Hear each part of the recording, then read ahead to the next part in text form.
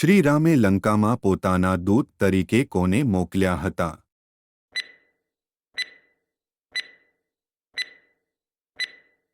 તમારો જવાબ છે અંગદને.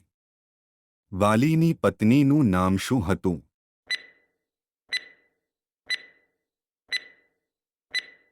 તમારો જવાબ છે તારા. લક્ષ્મણ અને શત્રુઘ્નની માતાનું નામ શું હતું?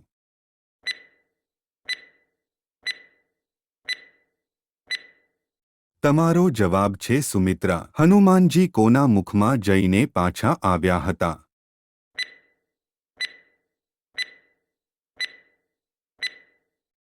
તમારો જવાબ છે સુરસાના. શ્રીરામના ગુરુ કોણ હતા?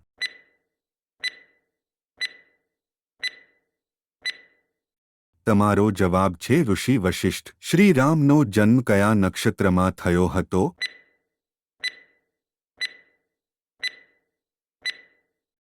તમારો જવાબ છે પુનર્વસુ નક્ષત્ર. વાલ્મીકી રામાયણમાં કેટલા શ્લોક છે?